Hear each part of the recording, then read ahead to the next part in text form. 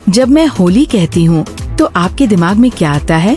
DJ पर बजता तेज music, गुलाल से पुते चेहरे, पानी के गुब्बारे और केमिकल वाले भड़कीले रंग, है ना? यही है आज की होली। लेकिन क्या आप यकीन करेंगे अगर मैं कहूँ कि हजारों साल पुरानी असली होली में इनमें से कुछ भी नहीं था? उस जमाने में होली मनाई जाती थी यज्ञ की पवित्र आग, खेतों की मिट्टी और फूलों से। ये एक ऐसा त्योहार था जिसका मकसद सिर्फ हुड़दंग मचाना नहीं, बल्कि कुदरत को धन्यवाद देना, समाज को एक धागे में पिरोना और बुराई पर अच्छाई की जीत का जश्न मनाना था। आज की होली और हजारों साल पुरानी होली में जमीन आसमान का फर्क है। तो चलिए आज वक्त में एक लंबी छलांग लगाते हैं और सीधे पहुंचते हैं भारत के वैदिक युग में, ये जानने के लिए कि हमारे पूर्वज असल में होली कैसे मनाते थे। ये सफर आपको सच में हैरान कर देगा। मगर उस पुरानी होली तक पहुंचने से पहले जरा आज की होली को तो देख लें।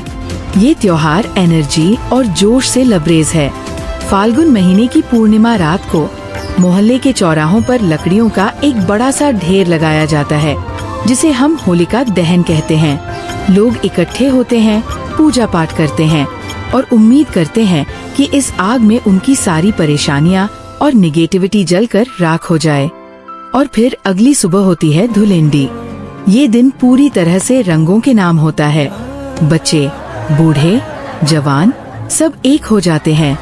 पिचकारियां निकल आती हैं, हवा में सूखा गुलाल उड़ता है और पानी से भरे गुब्बारे एक दूसरे की तरफ दौड़ते हैं। हर कोई अपनी पहचान भूलकर सिर्फ एक रंग में रंग जाता है, होली के रंग में। सारे सामाजिक बंधन ढीले पड़ जाते हैं और बुरा न मानो, होली है कि गूंज में सब कुछ माफ हो जाता है। ये खुशी, मेल मिलाप और भाईचारे का त्योहार है। लेकिन सवाल वही है, क्या होली हमेशा से ऐसी ही थी? जवाब है बिल्कुल नहीं। चलिए अब असली सफर शुरू करते हैं।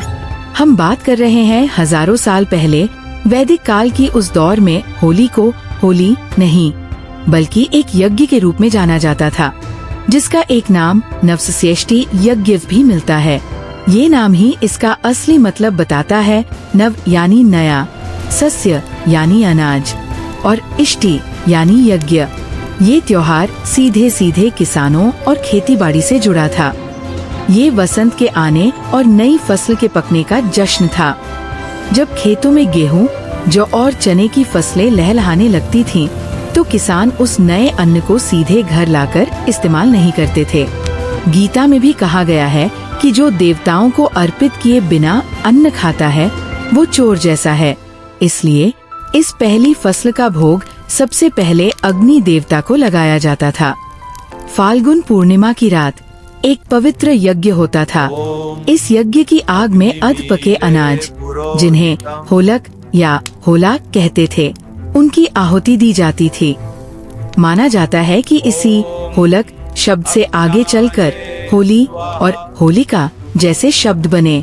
जब अनाज आग में भुन जाता तो उसे प्रसाद की तरह सब में बांटा जाता था। ये कुदरत का शुक्रिया अदा करने का एक तरीका था, उस धरती को धन्यवाद कहने का तरीका जिसने उन्हें अन्न दिया।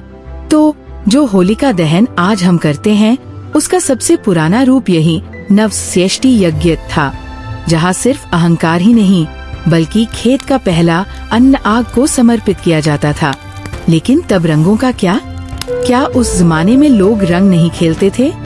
खेलते थे, पर उनके रंग आज के केमिकल वाले रंगों से बहुत अलग थे। उस दौर में लोग एक दूसरे पर नदी किनारे की मिट्टी या कीचड़ फेंककर धरती से अपना जुड़ाव दिखाते थे। इसमें कोई भेदभाव या ऊंच नीच नहीं होती थी। इसके अलावा हल्दी, कुमकुम, चंदन और पलाश जैसे फूलों से बने कुदरती रंगों का इस्तेमाल होता था। प्राचीन संस्कृत साहित्य में वसंत के ऐसे उत्सवों का जिक्र मिलता है जिन्हें मदनोत्सव भी कहा जाता था, जहां लोग एक दूसरे पर पिचकारियों से सुगंधित जल डालते थे। जैसे जैसे वक्त बीता, खेती किसानी के इस त्योहार से कई दमदार पौराणिक कथाएं जुड़ती गईं, जिन्होंने इसे और भी गहरे मायने दिए। इनमें सबसे मशहूर कहानी है भक्त प्रहलाद और होलिका की। कहानी है एक घमंडी राक्षस राजा हिरण्यकश्यप की। जिसे ब्रह्मा से अजेय होने का वरदान मिला था। वो खुद को ही भगवान समझने लगा था, लेकिन उसका अपना बेटा प्रहलाद निकला भगवान विष्णु का परम भक्त। हिरण्यकश्यप ने प्रहलाद को रास्ते से हटाने की बहुत कोशिशें की, पर हर बार वो बच निकला। आखिर में हिरण्यकश्यप ने अपनी बहन होलिका से मदद मांगी।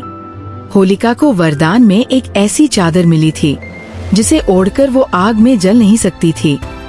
प्लान ये था कि होलिका प्रहलाद को गोद में लेकर आग में बैठ जाएगी, लेकिन हुआ इसका उल्टा। भगवान विष्णु की कृपा से वो चादर उड़कर प्रहलाद पर आ गई और होलिका जलकर राख हो गई। ये कहानी बुराई पर अच्छाई की और अहंकार पर भक्ति की जीत की सबसे बड़ी निशानी बन गई। इसी घटना की याद में होलिका दहन की परंपरा की शुरुआत मानी जाती है। एक और पुरानी कहानी राक्षसी ढूंढी की है। कहते हैं कि राजा पृथु या रघु के राज में ढूंढी नाम की एक राक्षसी थी जो बच्चों को परेशान करती थी। उसे शिव जी से वरदान मिला था कि उसे कोई देवता, इंसान या कोई हथियार नहीं मार सकता, लेकिन उसे बच्चों के शोर मचाने, हंसने और हुड़दंग करने से डर लगता था। तब ऋषियों की सलाह पर फाल्गुन पूर्णिमा के दिन सारे बच्चों और लोगों ने मिलकर खूब शोर मचाया, आग जलाई और उसके चारों ओर नाच गाकर उसे राज्य से बाहर खदेड़ दिया। ये कहानी भी बताती है कि कैसे होली की आग और शोर शराबा निगेटिव एनर्जी को दूर भगाने का प्रतीक था। तो फिर होली में आग और मिट्टी से आगे बढ़कर इन चटक रंगों की एंट्री कब और कैसे हुई, इसका बहुत बड़ा श्रेय भगवान श्री कृष्ण को दिया जाता है। पौराणिक कथाओं के मुताबिक रंगों वाली होली की परंपरा को सबसे ज्यादा मशहूर श्री कृष्ण ने ही किया। कहानी ये है कि कृष्ण का रंग सांवला था और राधा गोरी थी। कृष्ण अक्सर अपनी माँ यशोदा से शिकायत करते कि मैया राधा क्यों गोरी, मैं क्यों काला।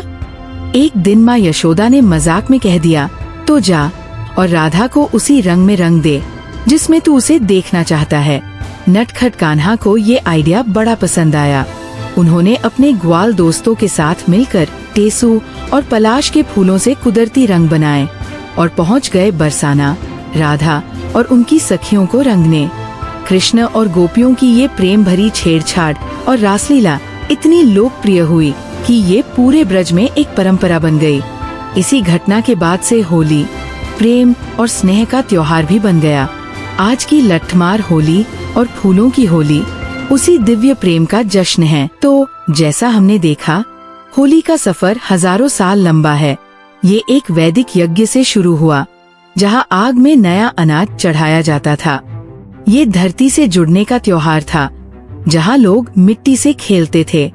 फिर ये बुराई पर अच्छाई की जीत का प्रतीक बना और आखिर में भगवान कृष्ण की लीलाओं से इसमें प्यार और अपनेपन के रंग घुल गए। आज भले ही हम केमिकल वाले रंगों का इस्तेमाल करते हों और डीजे की धुन पर नाचते हों, लेकिन इस त्योहार की आत्मा आज भी वही है।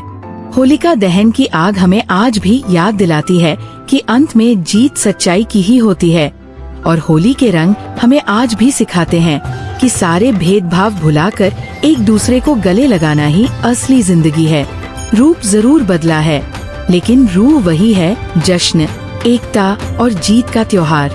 आपको कौन सी होली ज्यादा अच्छी लगी, वैदिक काल की यज्ञ और मिट्टी वाली होली या आज की रंगों और म्यूजिक वाली होली? नीचे कमेंट्स में हमें जरूर बताइए। अगर आपको भारत के इतिहास और संस्कृति का ये सफर पसंद आया तो इस वीडियो को लाइक करें, अपने दोस्तों के साथ शेयर करें और हमारे चैनल को सब्सक्राइब करना न भूलें। आप सभी को होली की बहुत बहुत शुभकामनाएं।